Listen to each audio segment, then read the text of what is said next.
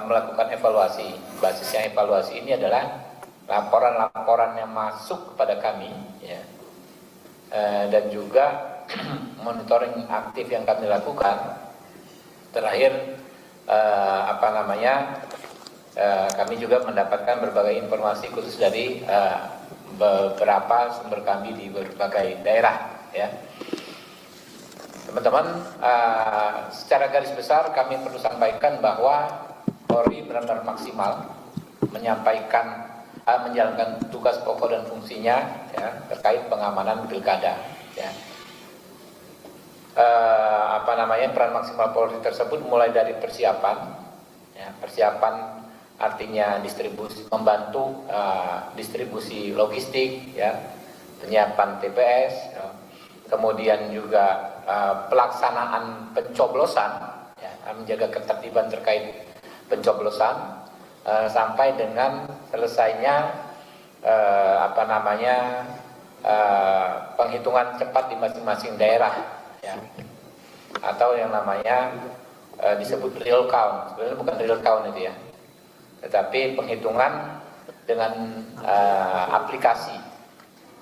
Kami menyampaikan sekali lagi bahwa peran Polri sangat maksimal dan kami harus menyampaikan apresiasi yang luar biasa, ya, kepada Pak Kapolri Listio Sigit, para Kapolda, para Kapolres, para Kapolsek, para Babin Kamtipmas. Namun memang ada beberapa informasi yang kami dapatkan di Sekretariat Komisi 3, tepatnya ada 5 informasi tentang kejadian yang cukup menonjol. Yang pertama adalah kejadian di Puncak Jaya, Papua Tengah, ya. Itu ada bentrokan antar pendukung karena terjadi saling klaim kemenangan. Kami terus pantau kejadian tersebut dan kami anggap respon Polri sudah tepat, ya, yaitu melakukan pengamanan dengan tindakan yang tegas dan terukur. Kemudian juga di Memberamo Tengah, Provinsi Papua Pegunungan. Lalu ini juga terkait dengan pencoblosan, ya, di Papua Tengah, ya. Kemudian di Jeneponto, Sulawesi Selatan.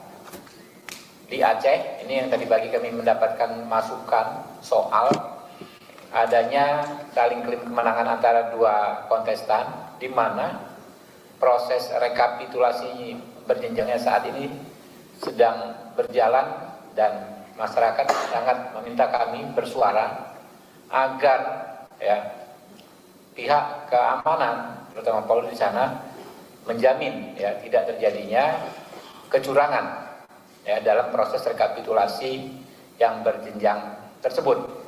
Lalu yang terakhir yang perlu kami sampaikan juga, kami mendapat desakan dari masyarakat untuk menyampaikan kejadian walaupun tidak terkait dengan pemilu, tetapi perlu menjadi catatan, yaitu penembakan terhadap pelajar sehari menjelang hari di Semarang, Provinsi Jawa Tengah, ya. Banyak sekali masyarakat yang mengatakan bahwa Kapolresnya perlu mendapatkan evaluasi khusus. Kami sependapat juga, ya, karena Kapolresnya ini setelah kejadian saya telepon saja nggak angkat telepon. Bagaimana mungkin kita sebagai pengawas, ya, resmi langsung kita ingin mendapatkan informasi dari Kapolresnya tidak diindahkan oleh si Kapolres ini. Padahal peristiwanya sangat luar biasa. Saya dengar memang ada 1 orang meninggal, ya, 3 orang terluka. Lalu dengan seenaknya diklaim sebagai gangster. Gangster seperti apa? Nah, kami akan memanggil khusus si Kapolres ini pada kesempatan yang secepat-cepatnya. Kenapa ini perlu kami angkat kejadian yang di Semarang ini, ya? Karena ini bisa mempengaruhi citra Polri secara keseluruhan. Seolah-olah, ya, Polri tidak bisa menjaga situasi kondusif, padahal kejadiannya yaitu di Semarang. Jadi ini nggak ada kami perlu sampaikan, ya, agar, ya, peristiwa ini tidak menodai citra Polri, karena Pak Kapolri, Pak Sigit itu sudah luar biasa kerjanya. Saya sampaikan tadi secara keseluruhan, kalau mau dikasih nilai dari 1 sampai 10 saya berani kasih nilai 9. Ya. Kenapa? Ini nggak ada isu-isu apa lagi. Beda dengan waktu pemilu kemarin kan ya, banyak sekali dari masyarakat sipil dan lain sebagainya, ini nggak ada. Tapi kejadian di Semarang ini benar-benar memprihatinkan, dan ini kinerja Kapolres ini perlu dievaluasi seperti apa. Ya, jangan sampai nilai setitik merusak susu sebelanga, itu peribahasanya ya. Apalagi Kapolresnya ini susah sekali berkomunikasi. Mungkin ada tambahan dari Pak Rano, Pak?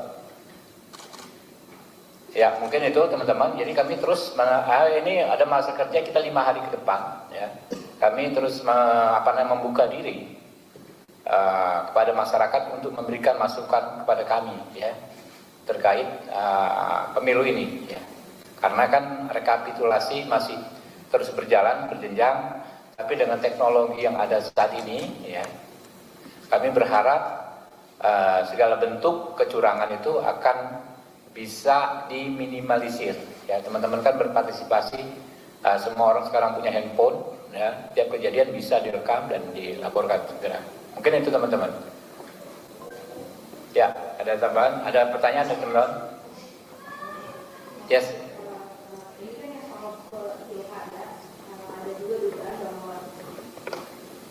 Kapolri menggerakkan sejumlah aparatnya untuk memenangkan pilkada di sejumlah daerah. Itu apakah tidak nanti Komisi 3 memanggil Kapolri untuk membahas secara khusus, apalagi banyak isu ada partai coklat yang digunakan untuk memenangkan calon tertentu? Ya, justru sebaliknya ya, apa yang disampaikan oleh segelintir orang terkait pajak dan lain sebagainya itu kami kategorikan sebagai hoax. Ya. Dan ada juga anggota DPR yang menyampaikan hal tersebut. Orang tersebut bahkan sudah dilaporkan ke MKD. Ya. Karena kami juga anggota MKD ya. Orang tersebut sudah dilaporkan ke MKD. Kami ingin meminta keterangan beliau apa yang menjadi bukti, ya, apa yang menjadi dasar juga disampaikannya tuduhan tersebut. Namanya pilkada ini tidak hanya antara dua kubu ya. Karena jadi hampir nggak mungkin Kapolri ya menggunakan institusinya untuk kepentingan kubu tertentu, karena di pilkada itu bisa terjadi mix ya antar kubu partai-partai politik gitu kan. Di provinsi A misalnya partai A berkoalisi dengan partai B, di provinsi lainnya berseberangan ya, jadi secara logika nggak logis ya. Dan kami minta sama teman-teman anggota DPR, walaupun kita bebas berpendapat, tapi harus didasarkan pada bukti-bukti yang kuat, jangan hanya narasi-narasi, karena ini justrulah yang akan bisa menjadi situasi tidak kondusif. Saya dengar orang tersebut sudah dilaporkan di MKD. Kalau dilaporkan di MKD, prosedurnya tentu akan dipanggil, dimintai keterangan, dan diminta untuk membuktikan. Kalau tidak bisa membuktikan, tentu ada konsekuensinya. Ya.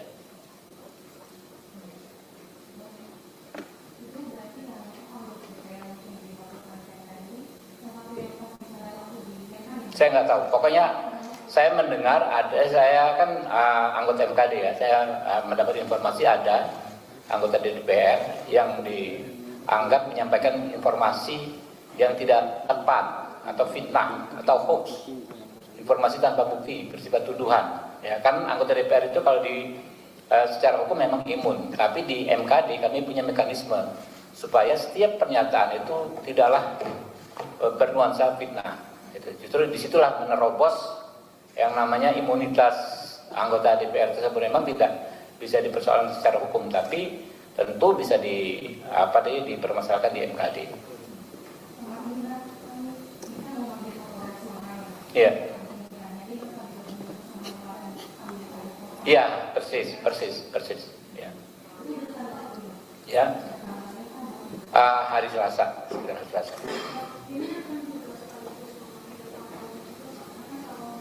Apa? Mengambil siapa? Oh enggak. Ya. Enggak, baru 2 kali yang periode ini ya. Yang periode ini kan baru 2 kali. Berkali-kalinya dari mana? Baru 2 kali. Ya kita selesaikan. Jadi kita ini maunya yang lebih teknis. Makanya Kadif Propamnya kita panggil ya. Kalau Kapolri kan kebijakan secara umum. Ya silakan. Ya, itu dia. Ya, itu dia. Kalau Senpi ya, yang kita pengen cek itu adalah bagaimana mekanisme audit yang reguler. Kalau orang pertama mendapatkan Senpi oke lah ya, tapi kan situasinya terus berubah ya. Kehidupan orang juga dinamis. Misalnya tahun ini dia santai, tahun depan dia mungkin complicated, dia stres dan lain sebagainya. Apakah masih layak untuk menggunakan Senpi? Saya komunikasi dengan teman-teman Polri, katanya sudah ada, tapi sejauh mana penerapannya?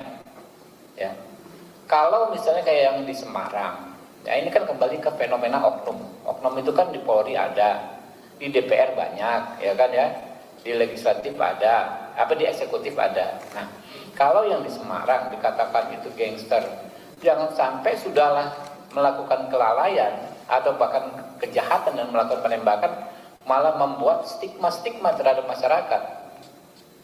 Namanya tawuran itu kan belum tentu gangster, biasalah anak-anak ya, remaja tawuran kayak di dapil saya, ya bukan biasa, sering terjadi, tapi bukan berarti mereka gangster. Gangster itu kan kejahatan terorganisir ya. Dia memang tujuan utamanya melakukan kejahatan dan membentuk kelompok. Apakah hal tersebut yang terjadi di Semarang? Jadi jangan sembarangan ya. Saya ingatkan lembaga hukum kita jangan sembarangan mengeluarkan pernyataan. Bahkan ini kan masih sedang proses juga. Ya.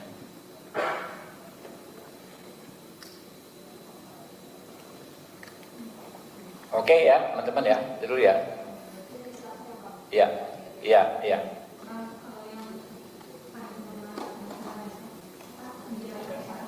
Tanggal 5 kalau nggak salah tanggal 5, nggak tahu, saya belum dapat info.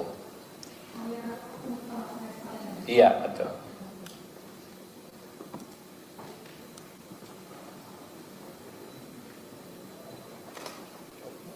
Oke ya, teman-teman ya. Terima kasih. Wassalamualaikum warahmatullahi wabarakatuh.